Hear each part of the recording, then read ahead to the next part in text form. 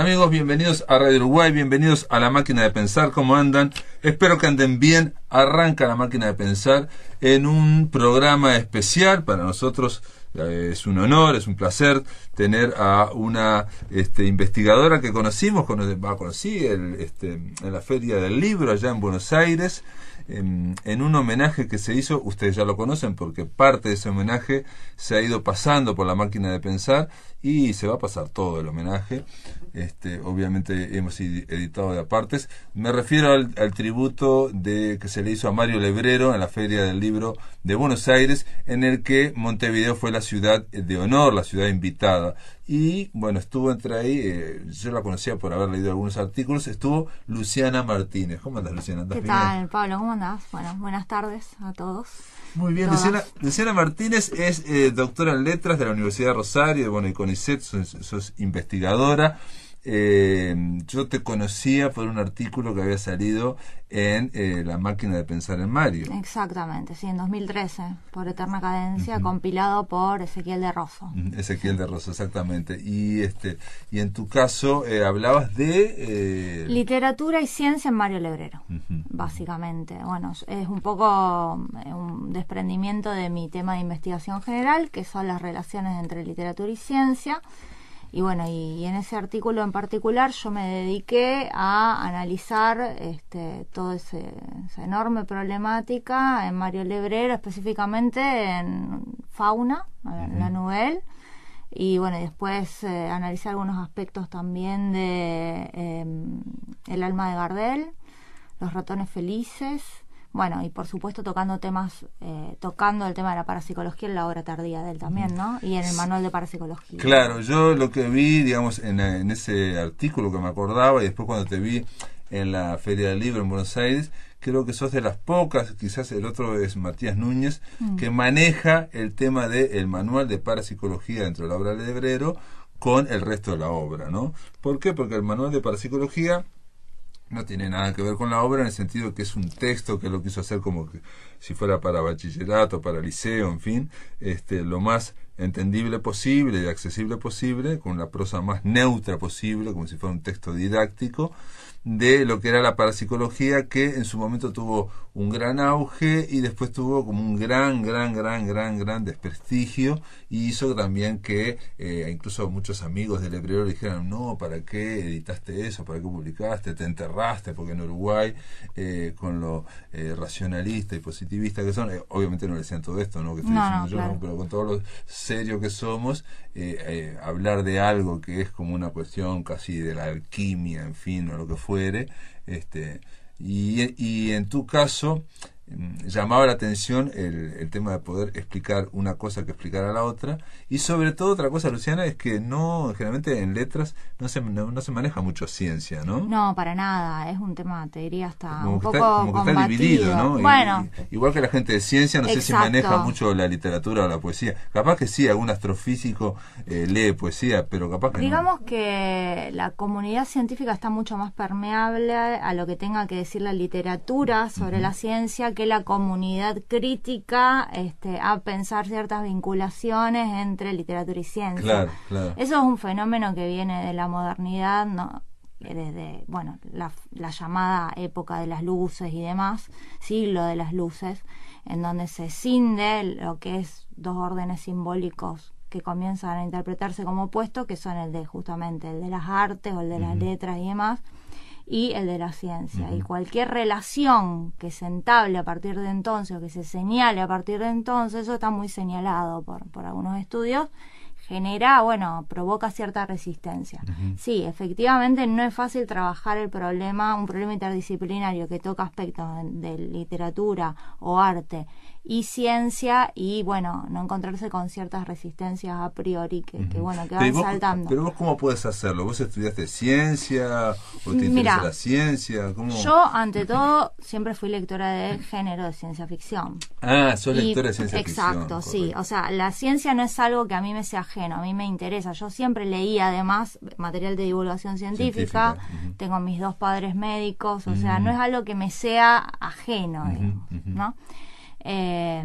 Y bueno, y por las lecturas de ciencia ficción es que yo llego al Lebrero también, porque yo lo conozco. Lo primero que yo leo del Lebrero es El péndulo 6 con la novela El lugar, exacto. Sí, que fue donde ahí explotó Lebrero, digamos, y incluso lo dice a nivel de, por lo menos de su biografía, ¿no? O autobiografía, en cartas, que ahí por primera vez pierde el anonimato. O sea, tuvo un éxito importante en Argentina, que una novela se venda con una revista ya hizo una llegada importante gracias a Marcial Souto, ¿no? Sí, gracias a Marcial Souto, sí, sin duda. Además, una revista que tuvo una tirada extraordinaria y que hasta el día de hoy, por lo menos en Argentina, se siguen consiguiendo ejemplares en librerías de usado con bastante facilidad. O sea que circuló bastante. Yo sabía, por ejemplo, que se ganó especialmente el respeto de Fowell a partir de la publicación del lugar. Sí, eso lo comenta Marcial en una entrevista y me lo ha comentado a mí en ciertas charlas que hemos tenido. Bueno, entonces te decía que la vinculación del Lebrero con la ciencia, si bien, bueno, la ciencia ficción rioplatense o latinoamericana en general es compleja de definir, en el sentido de que es todo un problema hablar de ciencia ficción en el Río de la Plata o en Latinoamérica. Sí hay yo lo que sí me daba cuenta era que había todo un problema de Lebrero en la ciencia y que no tenía que ver su publicación solamente con su amistad con Marcial Souto, como él decía, porque él de alguna manera renegaba de que lo relacionaran con los géneros, claro, ¿no? No quería tener nada que ver con la ciencia ficción ni con el fantástico. Él decía que escribía realismo y eso tiene que ver con su proclama realista, que hay que analizar, digamos, realismo introspectivo, sí, digamos, del realismo interior, digamos. De lo paranormal, diría yo, en general. Ajá, un realismo de lo paranormal. Para mí sí, muy en la línea de la parapsicología. Ese realismo del oculto, que él llamaba también, bueno, etcétera, etcétera. Pero digo, si bien la obra del Lebrero, uno puede pensar algunos cuentos, Los ratones felices y demás, dentro de ciertos esquemas de la ciencia ficción hasta un poco más clásicos, a mí no me resultaba atractivo analizarlo desde el punto de vista de género. Me parecía que ataba más que otra cuestión, que encorsetaba, digamos, que uno quedaba sujeto a una discusión taxativa de si era ciencia ficción eso o no, que es lo que pasa con los autores en general y los autores más ricos, que no son epigonales en Latinoamérica, que son cercanos al género, que tienen cierta sensibilidad, pero que uno no lo puede identificar con la ciencia ficción clásica campbelliana.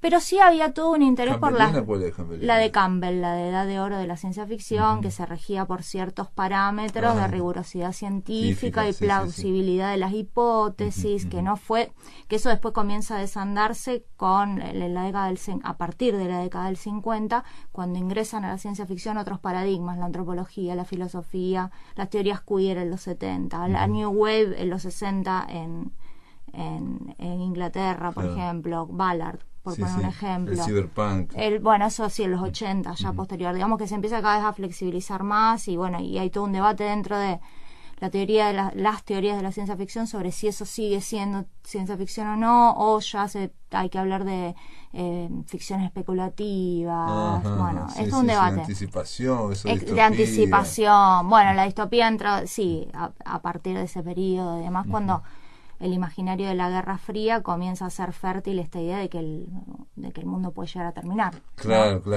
A Onetti le preguntan una vez en una entrevista, ya veterano, y le pregunta a Galeano en una entrevista de clase, le dice, ¿y seguís leyendo novela policial? Y dice, no, dice, ahora todo es ciencia ficción. Claro. Y sí, bueno, ahora la distopía está muy en boga también, hay mucha producción de distopía. Bueno, pero te decía, yo lo que notaba era que había una gran preocupación del Lebrero por la ciencia, y lo terminé de corroborar ahora que vine a Montevideo y estuve en el archivo y tuve acceso a la colección de revistas científicas de Mario Lebrero, de la cual yo ya sabía algo por Marcial Souto. Tiene una gran colección de revistas de divulgación, muchas partes incluso las ha anotado con cuidado.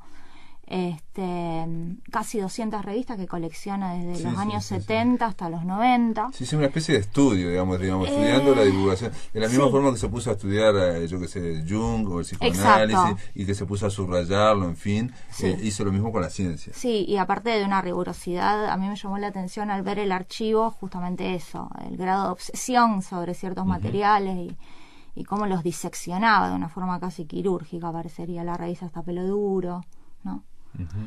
Y también, no sé si te interrumpo, pero también él usa un concepto que se ha hablado mucho, pero primero que para mí es muy difícil, y segundo, que se ha mencionado, y yo creo que un poco a la ligera, me da la impresión, o capaz que es un prejuicio mío, que es el tema fractal, ¿no? O sea, la idea de que Lebrero planteaba de que su literatura era en fractales, en fin, no sé qué, no sé cuánto, trayendo para explicarla con Ángel Rama, hablando de Ángel Rama,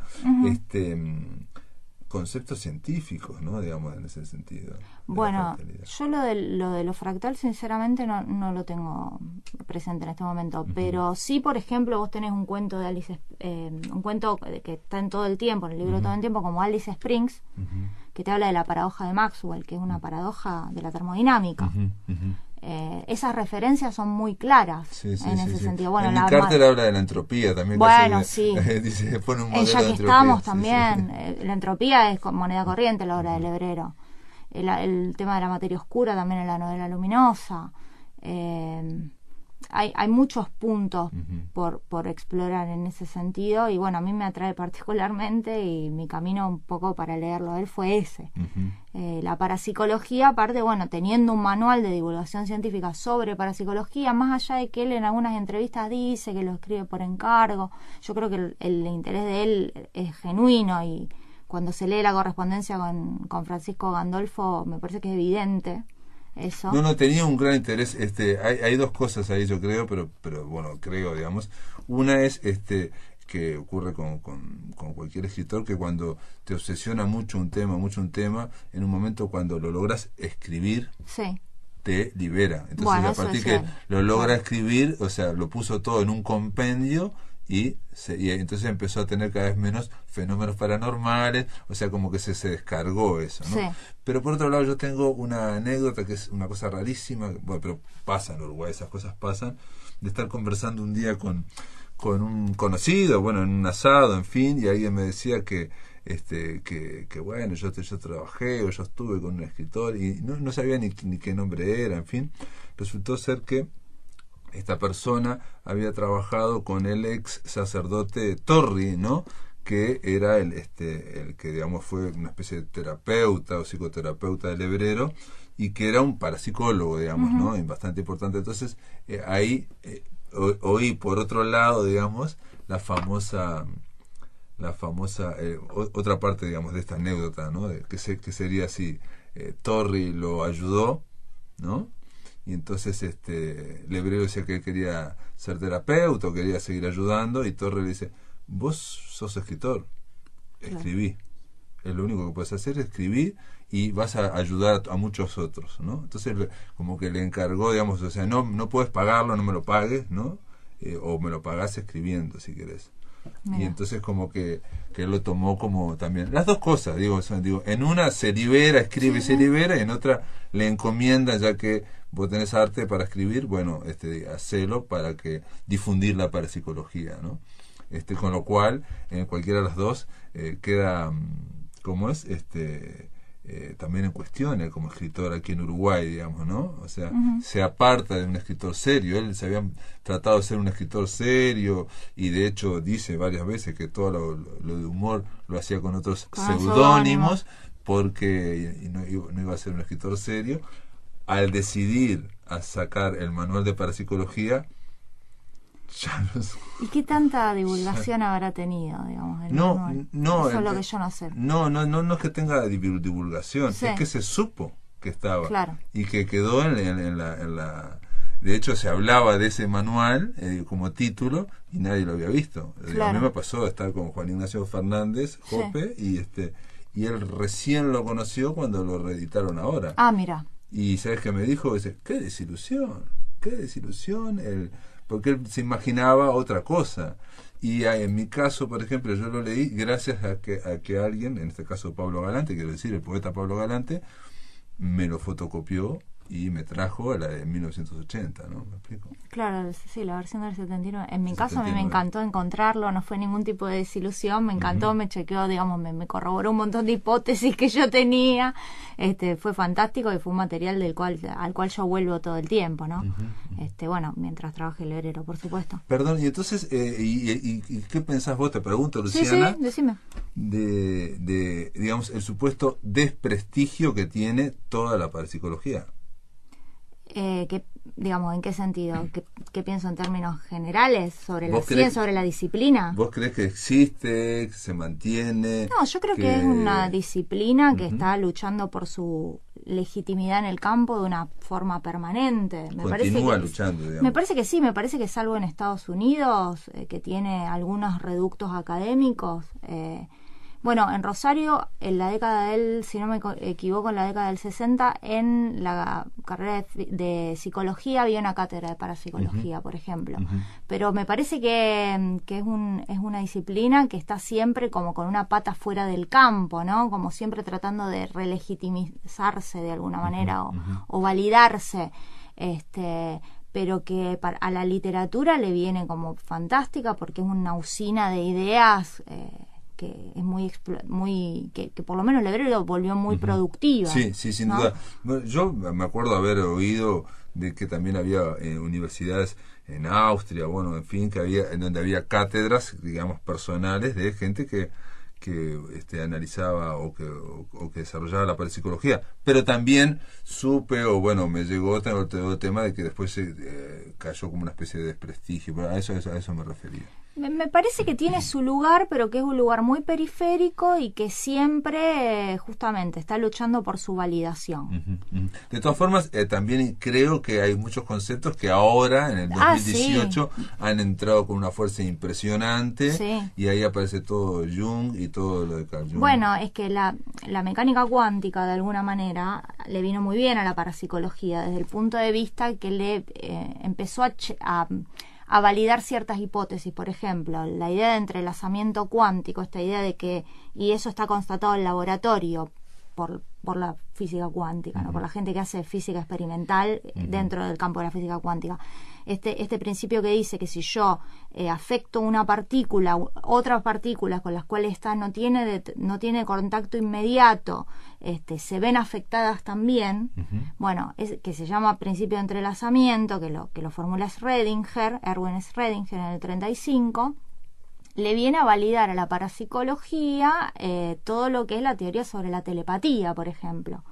Entonces, de alguna manera le ha venido muy bien esta ruptura de la física clásica materialista, ¿no? Que se abre con la cuántica, porque hay justamente una reevaluación de un montón de teorías que la parapsicología tenía y que el ocultismo tenía, porque eso hay que decirlo, la parapsicología es una disciplina que toma muchos de las hipótesis del ocultismo, pero trata de validarlas científicamente. Claro, trata de darle un marco universitario, digamos. Exacto, trata de constatarlas en laboratorio, ¿no? Bueno, con la mecánica cuántica eso de alguna manera vuelve a ser una discusión en términos serios. Entonces, bueno, reactiva un poco el campo, que estaba, como vos bien decís, muy desprestigiado, etcétera, etcétera, etcétera.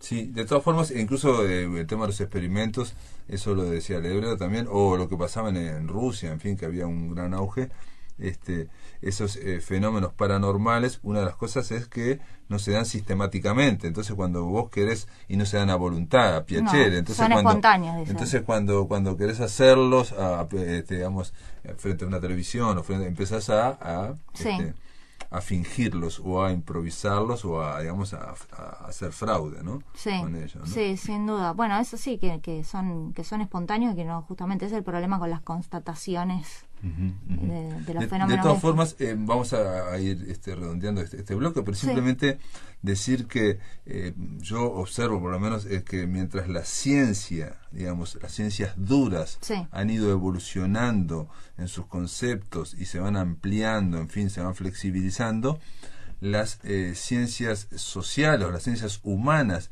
que tomaron el modelo de ciencia dura, se han quedado con ese modelo de ciencia dura previo, digamos, y esto lo he hablado yo con politólogos y con cientistas políticos, sobre todo en la última elección de aquí de Uruguay, que todas las encuestas dijeron una cosa, que iban cabeza a cabeza, en fin, y el gobierno, digamos, el Frente Amplio ganó por mayoría absoluta.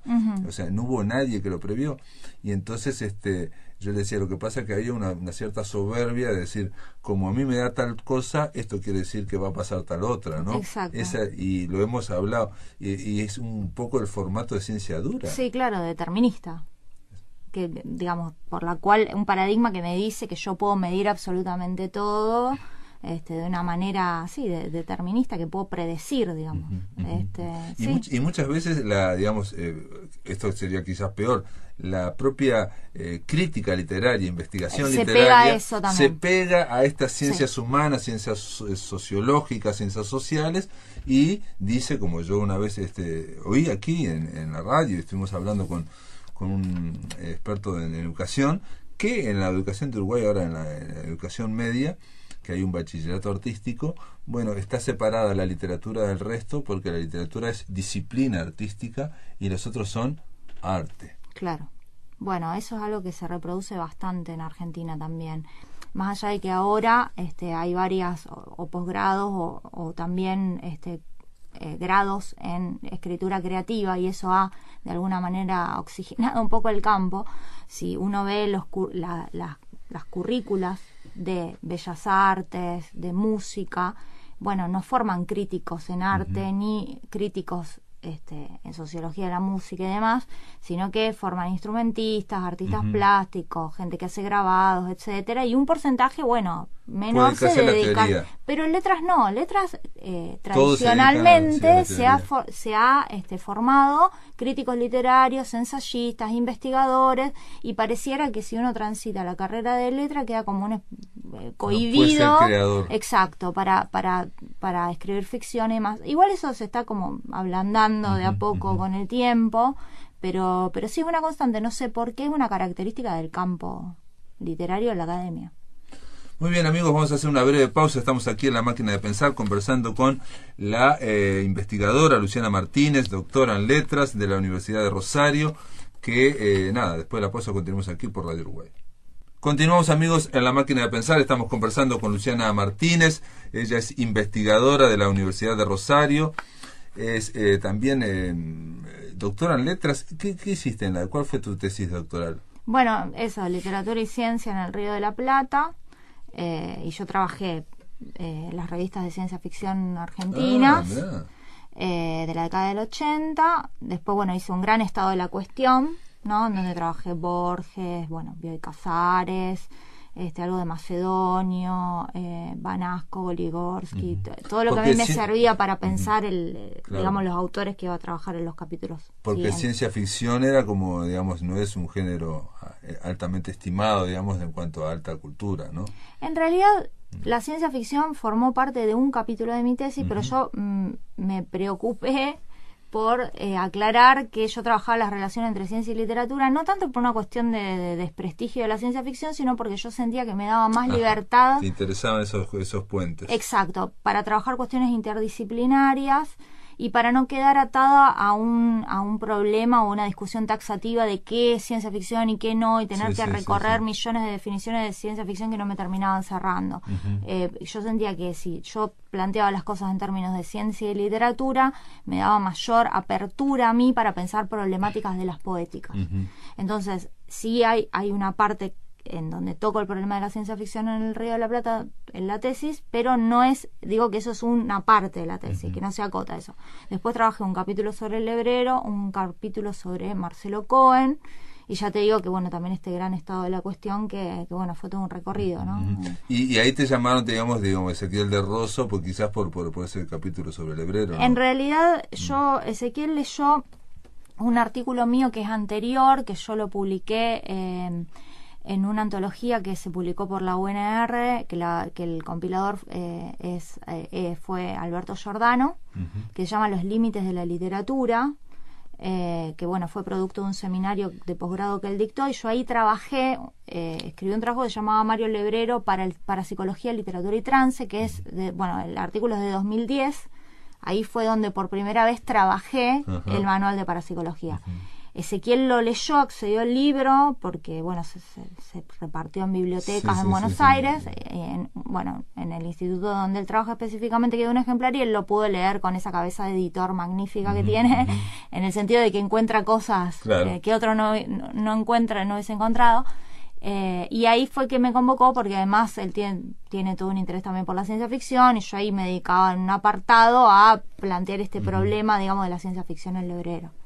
Y bueno, y en el caso de el título nomás, Lebrero, trance, parapsicología, ya implica, digamos, manejar esos términos, digamos, en un artículo que es un paper, un artículo académico, digamos. Atención que yo he leído cosas en Brasil, por ejemplo, y tienen otra cabeza absolutamente, pequeñas tesis o tesinas, en concreto una sobre el Lebrero, y me quedé muy sorprendido de lo que decía el orientador, las cosas que decía, ¿no? Ahí se hablaba del alma, en fin, de una serie de cosas. En fin, es más, la investigadora que estaba haciendo eso hablaba de su propia experiencia al hacer la tesis, lo que se había sentido afectada, en fin, con no sé qué, con almas y no sé qué, no sé cuánto, cosas que aquí son por lo menos en Uruguay son inimaginables que se puedan poner en una tesis. Y vos, al poner trance, al poner, bueno, parapsicología, lo que pasa es que fue fácil, no tuviste ninguna resistencia. No, a ver, todo objeto nuevo genera resistencia, sobre todo si uno vincula dos órdenes simbólicos tan separados, tan divorciados, o que nuestra epistemología piensa que están tan divorciados como la literatura, el arte y, por otro lado, la ciencia. Siempre eso genera resistencias. Yo me las he encontrado por todos lados. Pero también hay que entender que son categorías críticas, que son categorías que están en la literatura y que la literatura con esas categorías las vuelve operativas a su lógica, ¿sí? Y que el trabajo del crítico, de alguna manera, si eso aparece, es desandarlo y ver qué es lo que está pasando ahí.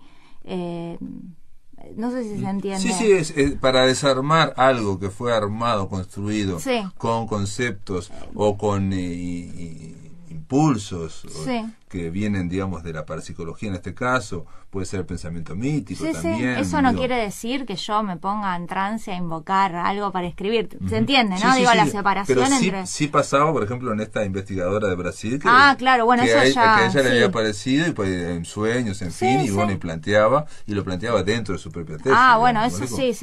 O sea, no, debe haber gente que tiene esa experiencia, digamos, de escritura. Y tiene que haber otra comprensión por el lado del tutor, ¿no? De que se lo haya aceptado, entre otras cosas, ¿no? Bueno, que no haya dicho, saca eso, claro, ¿no? Bueno, eso depende del grado de apertura de la comunidad en la que uno está inserta. Exacto, y vos mencionabas el tema de que la apertura poco a poco viene cuando empieza a plantearse que, digamos, las letras en la universidad, digamos, en la academia, no sean solamente encaminadas a la crítica, sino que haya también la creación, ¿no? Porque la creación, entre otras cosas, se nutre de otros misterios. Sin duda. Bueno, pero, a ver, lo que pasa es que nosotros también estamos muy acostumbrados al paper académico, pero yo siempre lo digo, yo discuto bastante esa idea. Yo soy de las que cree que hay que apegarse, hay que resistir desde el lado del ensayo, ¿no? Uno no puede hablar de literatura como si escribiera un carburador, ¿no? Y eso es algo que, bueno, que muchas veces pero los vienen de las ciencias duras a veces, ¿no? Esa idea de las ciencias duras de que tratar de que prácticamente el mejor autor es el autor muerto, lo eliminamos de acá y entonces no hablamos de la vida, entonces sacamos el texto como si vamos a dar la verdad sobre este mecanismo. Pero aparte, digamos que de alguna manera los organismos de financiamiento han conducido a la disciplina a abandonar el ensayo y esa libertad y ese juego lúdico que tiene el ensayo, porque no es científico, entre comillas, digamos. Pero está esa idea de que el ensayo era científico, pero es cierto, el ensayo, entre otras cosas, permitiría la poesía, permitiría... a mí me pasó el año pasado, yo es el ejemplo que pongo siempre, porque era una tesis doctoral de la Universidad de Quilmes sobre el Uruguay, se llama La Paradoja Uruguaya, y sobre 3 pensadores políticos uruguayos, ¿no? O sea, Quijano, Métol Ferré y Real da Súa, ¿no? Pero la que lo escribió le encanta el gótico, entonces lo vinculó con la literatura gótica. Y con La Casa de Usher, con Allan Poe, con el Frankenstein, y bueno, cada capítulo lo va poniendo. Y hizo esa combinación, hizo una lectura personal. Sí, siempre es una lectura personal. La maestría está en poder escribirlo y argumentarlo, digamos, y que se note, sobre todo cuando alguien lee que hay una persona detrás de ese texto y de la cual uno puede estar de acuerdo, acá estoy más de acuerdo, aquí no, y no aquella idea de que no se vea que hay una persona detrás, pero que estemos todos de acuerdo, por ejemplo. Sí. Que es los textos como de consenso, digamos, que todo lo que se dice está tan consensuado que no hay discusión, no hay estilo personal detrás. Bueno, pero es que eso es lo que yo decía antes. Muchas veces se ha rigidizado tanto el campo y eso lo ha lo ha propuesto también los mismos organismos de acreditación que son y de financiamiento que son académicos y que se rigen por otros consensos que son mayores, han llevado por ahí a que no se privilegie, no se explore más el ensayo y se haya atendido a la forma paper, a esta forma que copia de otras disciplinas o de otros campos, de otros paradigmas y demás. Yo creo que hay que resistirlo a eso. Pero ahora vos sos investigadora del CONICET, sí, digamos. Pero entonces, tengo mis críticas, por supuesto. Pero entonces, digo, has logrado que te financien, has logrado poder investigar, o sea que... Pero me ha costado mucho. Y siguiendo con, mencionando cosas por eso, como trance, paranormal, parapsicología, telepatía. Sí, pero me ha costado mucho también. Me ha costado... me ha costado muchas discusiones, muchas discusiones. Claro. Y he tenido suerte también y bueno, que ha habido cierta comunidad que validó de alguna manera mi trabajo, se lo visibilizó y bueno, terminó teniendo un lugar por ahí periférico, pero terminó teniendo su lugar. Tenés su lugar, está muy bien. Y aparte, el tema es que todo esto choca cuando hay autores como Lebrero, donde precisamente hay como una especie de vértice, donde hay varias fuerzas, no varios impulsos ahí, varios, porque lo de Lebrero lo dice en un momento, una cosa muy graciosa, pero que también se cae muchas veces en la investigación, en la crítica literaria, esa idea científica de vamos a ver un organismo, un texto, vamos a analizarlo, en fin. Lebrero dice, creer que uno hace literatura solo con lo que ha leído es como creer que un fabricante de quesos, que fabrica quesos, va a su casa y se alimenta solo de quesos. Exacto. ¿No? Sí. Es obvio que no se alimenta solo de queso. El fabricante come de otros lados, de otras Exacto. cosas. Y lo mismo el escritor, no se Sí. alimenta solo de literatura. Exacto. Por lo menos no Lebrero, esa es la impresión que tengo yo. No, y en el caso de él, digamos, había una investigación del psicoanálisis, de toda la parte junguiana, la parte de Freud también, freudiana, y por otro lado la parte científica, ¿no? Que en las cartas con Francisco Gandolfo él va en los años 70 va analizando todo esto y llega, bueno, a hacer bueno, y con temas míticos o religiosos directamente. Sí, la parte religiosa sin duda, a mí me parece que hay toda una búsqueda, pero también, bueno, más allá de sus lecturas científicas y demás, yo creo que mucha de esa cuota mística que tiene Lebrero también le llega de ciertas lecturas del romanticismo que a mí me consta que las ha tenido también y que se nota, digamos, hay ciertas referencias en su narrativa. En un texto como Casa de Conejos él habla de la novela romántica, tiene ciertos conceptos, y el romanticismo, que es una escuela, digamos, una corriente muy importante dentro de la literatura, tiene todo un costado muy importante relacionado con lo que fue el pietismo en Alemania, esta idea de la relación individual o personalísima del yo con la divinidad, ¿no? Sí, con lo trascendente. Sí, más allá de con lo trascendente y más allá de las instituciones, bueno, la misma idea de lo sublime, ¿no? En el romanticismo y demás, que yo creo que también ingresa por ahí en el caso de Lebrero. A mí me da esa impresión.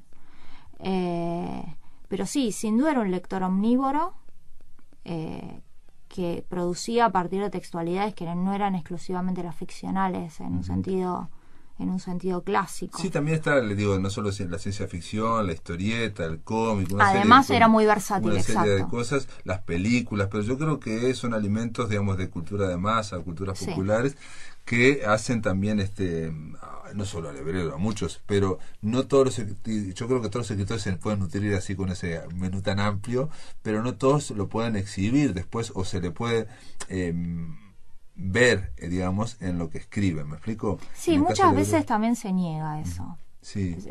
Tampoco se decide no analizarlo. Me da a mí la impresión. Bueno, también, claro, o lo que yo una vez, el primer homenaje a Lebrero, el primer homenaje que se hizo, que creo que fue el primer año, ahora no me acuerdo, en la Biblioteca Nacional, Elvio Gandolfo decía que para leer a Lebrero no hay que leer solo a Kafka, en fin, no a la literatura, sino a Robert Crumb, ¿no? A las historietas, a la contracultura norteamericana, una serie a Lorenzo y Pepita, a las historietas, en fin, ¿no? A la pequeña Lulú, una serie de cosas que pueden estar ahí. La tía Vicenta.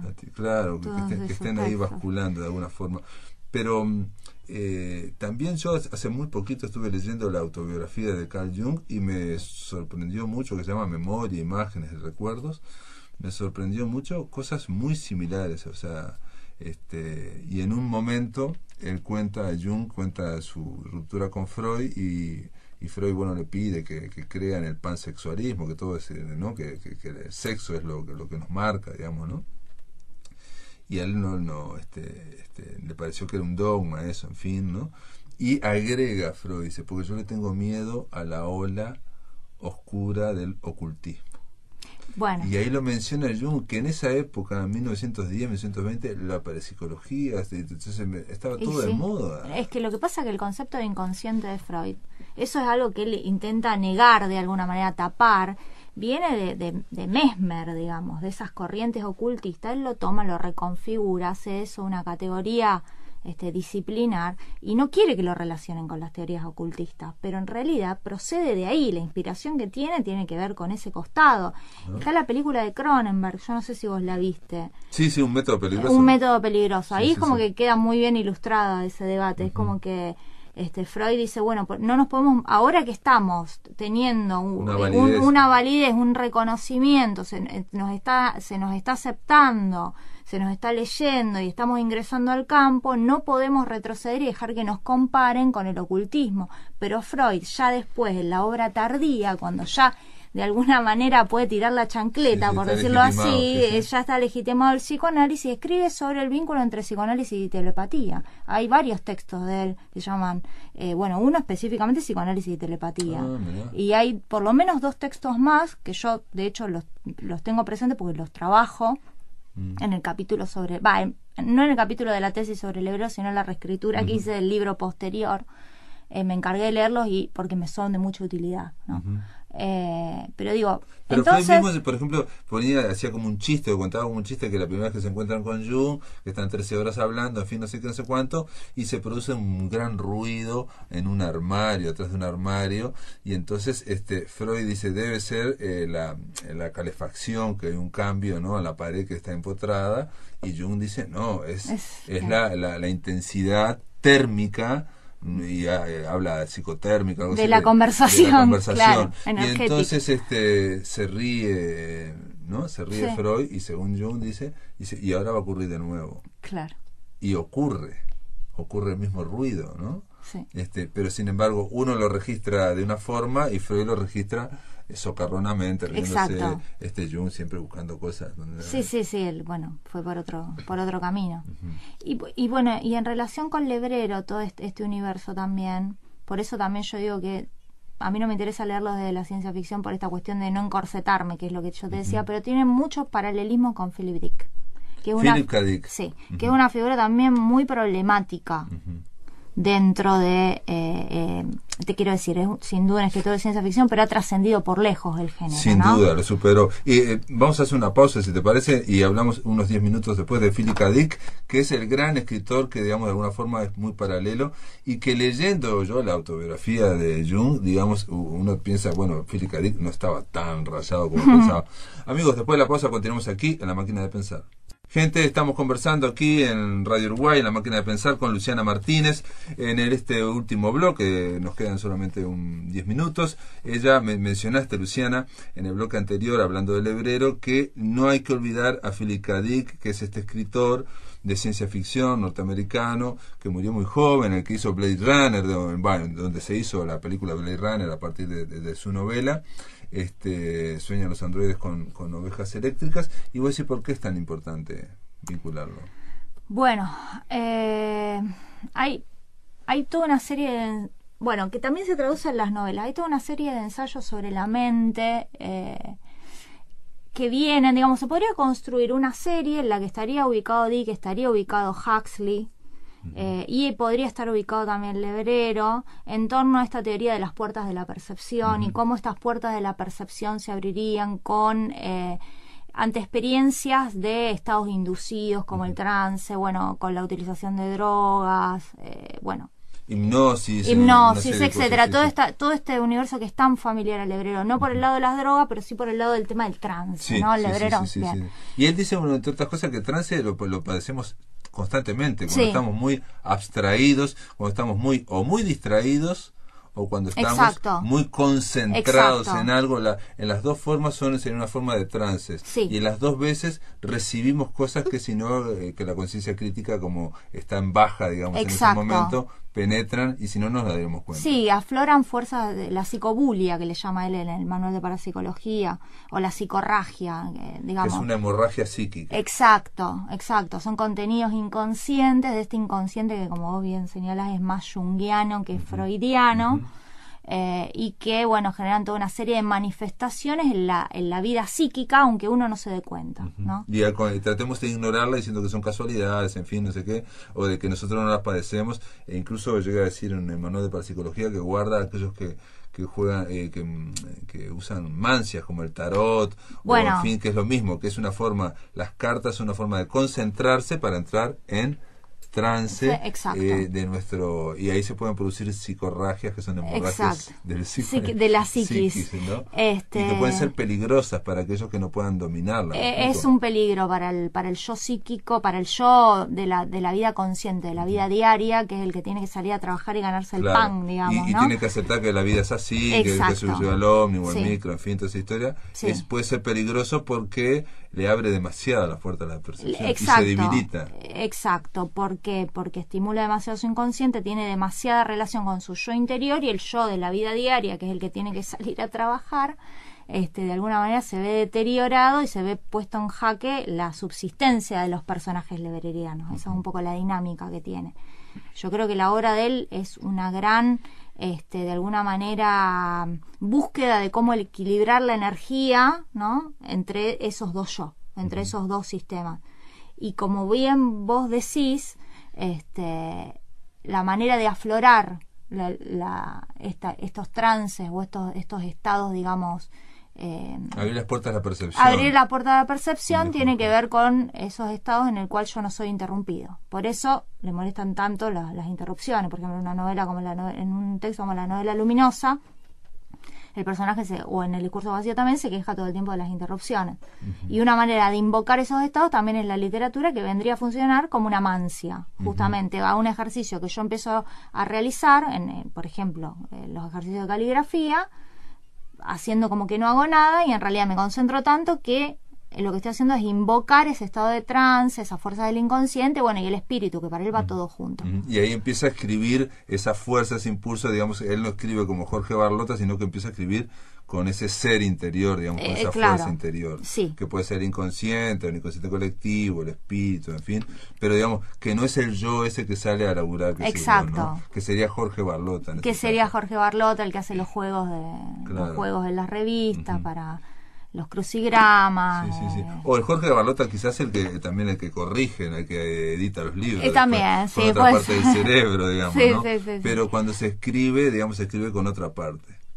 Sí, pareciera que el yo que escribe es un yo del trance. Exacto, y el trance vendría a ser ese estado en el cual el yo de la conciencia de alguna manera se deja como latente en un segundo plano, como si estuvieras dormido de alguna manera, y aflora para que pueda aflorar todas estas energías inconscientes. Correcto, sí. El yo consciente es como que funcionaría meramente para direccionar la pluma, parecería. Claro, el yo consciente sería, digamos, está muy bajo, digamos, mínimamente para poder escribir. Luis Buñuel dice en un momento que él, para sus historias sobre esto, le encantaba esos momentos de ensoñación que tenemos todos cuando estamos, nos distraemos, o que tenemos, ¿no?, la panza llena, en fin, no sé qué, y donde pueden aparecer. Entonces, él se acostumbró, dice Luis Buñuel, a tratar de desarrollar esa parte, ¿no? Y si veía cosas feas, ¿no?, que al principio las rechazaba, tenían más fuerza. Entonces, por ejemplo, cosas con la madre, por ejemplo, y se daba cuenta que si las admitía, pasaban, y después venían otras. Sí, el fluido de todo lo que uno tiene adentro, ¿no? Claro. Y que generalmente lo reprimimos, digamos, tratamos de decir que eso no existe. Sí, una cuestión de supervivencia también, ¿no? De no encargarse de eso. Exacto. De alguna manera. Y de poder ir a trabajar. Poder ir a trabajar fundamentalmente. El capitalismo es el problema. Sí. No, y la vida cotidiana también, digamos, cuando hablamos de capitalismo también, digamos, ¿no? Yo creo que es siempre son el deber ser. En fin, Luciana, esto daría para hablar mucho más también, digo, obviamente hay otras, te pregunto solo al final, ¿te parece que hay obras más pegadas a ese inconsciente, otro yo que va escribiendo, y hay otras más pegadas al otro, o no? Yo creo que de diferentes formas, en todas está eso. Sin duda se vuelve más explícito en la obra tardía, ¿no? Porque ahí habla de autobiografía, está hablando del ahí yo. Me parece que por ahí muestra un poco los procedimientos él, pero me parece que esta cuestión de dejar fluir cierta escritura, no en el sentido de una escritura automática, pero de no tener a lo mejor un plan de obra, eso es algo que está a lo largo de toda la obra de él, qué sé yo, la trilogía involuntaria, sí. Es algo que me parece que también es muy notorio. Lo que pasa es que me parece que él muestra los procedimientos hacia el final. O sea, está haciendo lo mismo, pero digamos lo está mostrando, digamos. Me parece que muestra su metodología. A mí me da esa impresión, que él en la obra tardía muestra su metodología. De todas formas, yo recuerdo que Borges decía que él naturalmente pensaba en imágenes, Borges, y cuando decía también de que escribió un cuento, siempre le aparecía una imagen y otra imagen al final. El tema era como unirlas, digamos. Ajá. Entonces esa idea, digamos, de arrancada de una imagen y no saber exactamente hacia dónde vas, hay muchos escritores que la tienen, no solamente bueno, pero Borges es un escritor mucho más racional que Lebrero, a mí me da esa impresión, por lo menos. Qué sé yo, Saer es un escritor mucho más racional que Lebrero. Saer escribía un programa de la obra. Y muy visual también. Y muy visual. Yo creo que por algo, por ejemplo, un escritor como César Aira le gustaba Lebrero, digamos. Me parece que está más de ese lado de la espontaneidad, digamos. O Felisberto. Del no plan. Bueno, Felisberto, sí. ¿Le gusta César Aira a Lebrero? Mirá, yo no sabía. Sí, hasta donde yo tengo entendido, sí. Mirá vos, no pensé que, no sé por qué. Sé que Aira es muy felisbertiano porque lo logré hablar por él un día por teléfono y hablamos varias veces, pero se niega a salir a la máquina de pensar, pero me estuvo como 20 minutos conversando. Bueno, yo no te podría dar la referencia porque realmente no recuerdo dónde lo leí, pero yo recuerdo haber leído en algún lado que Aira dice que la obra favorita de él de Lebrero es La banda del Cien Pies. Ah, mirá. Sí, no, que es bastante reciente también. Bueno, de todas formas, igual es un pequeñísimo, un micro detalle que no hace a la cuestión, y lo que está interesante igual es tratar de analizar las obras, o buscarle significados o desarmarlas, ¿no? Alguien dijo que un investigador, un crítico puede desarmar una obra pero no puede armarla, ¿no? O sea, tratando de separarlo con la creación y la no creación. Bueno, yo creo que hay una creación de la crítica literaria también. Hay una creación de la crítica literaria, sin duda. Y también hay un uso de esa intuición. Sin duda, la intuición es todo para mí. Pero la a la hora de escribir crítica. Y bueno, por eso, y cuando usas la intuición que es femenina, no es femenina, la intuición es humana, digamos. Sí, claramente. Es con el otro yo, digamos, o de algún otro lado, no es del yo consciente. No es del yo consciente, no. O en todo caso, bueno, algo operará, pero hay algo que te habla que no tiene que ver con el yo consciente. Tiene que ver con mecanismos que pasan por atrás, me parece. Que de alguna manera se manifiestan, ¿no? Porque uno toma ciertas decisiones en base a esa intuición también, claro. ¿no? Pero ahí está el tema también del yo consciente, si confía en esa intuición. Exacto. O si se anima también, si la ¿no? calla. Se anima, porque hasta... No, pero hay que confiar, es una confianza. Sí, seguro, pero hasta que uno llega a justificar y argumentar todas esas intuiciones que tiene, bueno, es como un viaje, ¿no? El que uno es como la interpretación de la lectura de la poesía, en fin. Exacto. Yo, en las conversaciones con Lebrero, en un momento le digo, hablo de la intuición poética, no me acuerdo, ¿no? Y Lebrero dice, no, esa es otra forma de llamar a las sensaciones o al sentido paranormal. Es una, ¿no? O sea, queda mucho mejor decir intuición poética, o ahora no me acuerdo si bueno, Poe en Eureka, que es como una especie de tratado científico, entre 20 comillas, ¿no? de Edgar Allan Poe, él dice que la intuición es un tipo de razonamiento que pasa a un nivel inconsciente. Claro. Pasa de una manera mucho más rápida, dice, exacto, y que la conciencia no alcanza a captar en principio. Exacto, claro. Va atrás. No es irracional, es racional, ¿no? Pero, dice, pasa en un nivel que en un principio la conciencia no puede captar. Claro. Es la idea también de que de un vistazo se pueda captar toda una situación y poder entenderle todo esto mucho más de lo que puede hacerlo la mente, digamos, consciente. La conciencia. Ahora, ahí, insisto, tiene que haber una especie de voluntad o de entrenamiento a confiar en esa intuición. Y sí.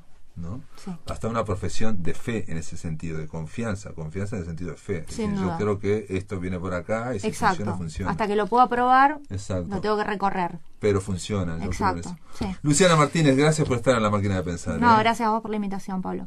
Amigos, se terminó La Máquina, espero que les haya interesado, a mí por lo menos me interesó muchísimo, espero que lo pasen muy bien, esto es todo, hasta la próxima.